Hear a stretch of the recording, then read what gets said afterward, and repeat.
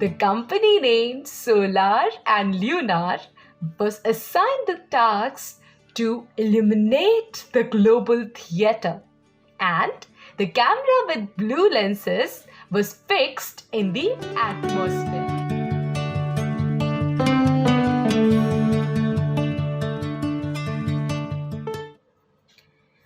नमस्कार, मेरा नाम है प्रज्ञा पांडे। मैं आप सभी के समक्ष एक कविता लेकर प्रस्तुत हुई हूँ जिसका शीर्षक है तारीख थी 27 सितंबर 2020। तारीख थी 27 सितंबर 2020। प्रतिभागियों को लिखनी थी कोई कविता या फिर वैसा ही कोई गीत जिसके शब्द बयां करें जज्बात रूहानी। हम सभी को मिले थे विषय 3। या तो कविता ऐसी हो जो सभी को करे प्रेरित, या फिर वो जिसके भावों में हो परिवर्तन कहीं, या फिर कविता ऐसी हो जिसमें दिल और दिमाग की होड़ हो प्रदर्शित। अब इन विषयों के बारे में जानते ही मैं पड़ गई सोच में गहरी, क्योंकि तीनों ही विषय थे मेरे लिए बेहद प्रिय। अब मैं चुनूं भी तो किसे ही, यह तो हो गई उलझन पड़ी। पर इतना तो 100% तय था कि लिखना कुछ ऐसा था जिसमें शकुंतला जी, बग्गा जी और रचना जी तीनों द्वारा दिए गए सबक और सीख हो शामिल, और साथ ही वह कविता हो ऐसी जो रश्मि जी की अपेक्षाओं पर भी खड़ी,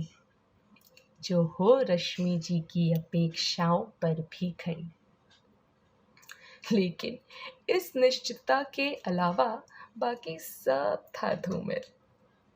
तभी मुझे एक आवाज वहां से आई जहां होता है हमारा दिल। ध्यान से सुनने पर स्पष्ट हुआ कि कह रही थी दिल की आवाज कि तेरी दुविधा दिखती है उतनी है नहीं मुश्किल, कि तेरी दुविधा जितनी दिखती है उतनी है नहीं मुश्किल। जैसे ही यह वाक्य खत्म हुआ तब एक दूसरी आवाज कहने लगी कि तुम्हें तो लगेगी ही प्रज्ञा की हर मुश्किल आसान, तुम्हें तो लगेगी प्रज्ञा की हर मुश्किल तुच्छ, क्योंकि तुम्हारे लिए तो आसान ही होता है ना सब कुछ।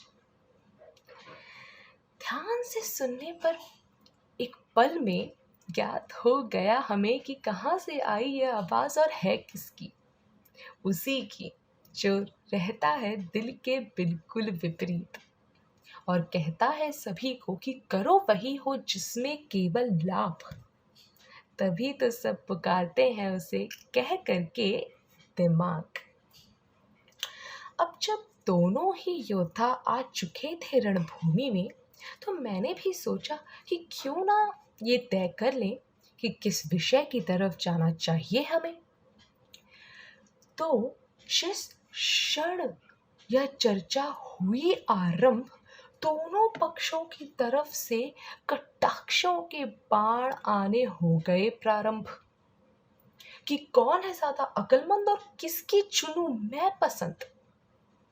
लेकिन इस युद्ध के कारण, इस द्वंद्व के कारण मेरी दशा हो गई और भी दुर्गम। पर कहते हैं ना कि खुल जाते हैं दूसरे जब पिछले दरवाजे हो जाते हैं बंद।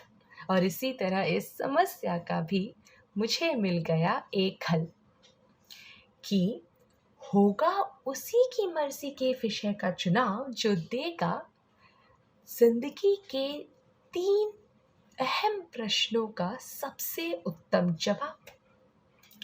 पहला कि क्या होना चाहिए स्वयं का दृष्टिकोण जीवन के प्रति। दूसरा, कैसे होने चाहिए मेरे रिश्ते और संबंध सभी। और तीसरा, किस क्षेत्र क्षेत्र में मैं कोशिश करूं सफल होने की। पहले प्रश्न के उत्तर को देते हुए बोला दिल कि जिंदगी में आएंगे कई उतार चढ़ाव और उसी के बाद जाकर मिल पाओगे तुम अपनी मंजिल। उसी के बाद जाकर पा पाओगे तुम अपनी मंजिल।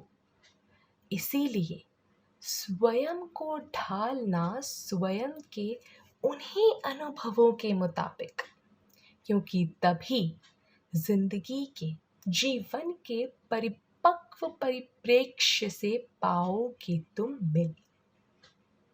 इस पर दिमाग ने सुझाव दिया कि सदैव ध्यान में रखना दूसरों का भी नजरिया, क्योंकि जिंदगी एक ऐसी पहेली है भैया जो सभी के लिए, जो हर एक के लिए खोलती है अपनी अलग अलग कलाइयाँ। अब आगे खड़ा हुआ हमारे सामने दूसरा प्रश्न, जिस पर दिमाग ने दिया यह परामर्श कि जांच के सबका अंदरूनी मंतव्य और नाप तोल के उनके कर्म, आकलन करने के बाद इन सभी तथ्यों का तभी करना तुम अपने सबसे नजदीकी संबंधों का चयन। तो इस पर दिल ने ये कहा कि जब चुनने की आती है बात अपने नजदीकी संबंध, तो हमेशा थामना उन्हीं का हाथ जिन्हें हो ख्याल तुम्हारी पसंद और नापसंद का, और जो दे तुम्हारा साथ तुम्हारी हर मुश्किल की घड़ी पर। अब बारी आती है उसकी कि सफल होने के लिए किस क्षेत्र में करें कोशिश। तो दिमाग ने इस पर सुझाव दिया कि उसी काम में ढूंढो खुशी जिसमें तुम्हारी पगार हो सुनिश्चित और नौकरी सुरक्षित। परंतु दिल ने इस पर ये कहा कि काम हमेशा वही करना जिसमें जबरदस्ती न ढूंढनी पड़े चेहरे की मुस्कान, और इसी के साथ तुम्हें तन मन और धन तीनों में मिलेगा असल में आराम। तो दोनों पक्षों के उत्तर सुनकर मैं भी पहुंची इस निष्कर्ष पर कि जिंदगी की हर असमंजस, कि सुलझेगी जिंदगी की हर असमंजस दिल और दिमाग के बीच में संतुलन बनाकर। तभी तो अंततः, इसीलिए तो अंततः लिख दी मैंने भी यह कविता, जो दिल और दिमाग के कभी ना खत्म होने वाले संग्राम पर है, जो दिल और दिमाग के कभी न खत्म होने वाले संग्राम पर है। धन्यवाद।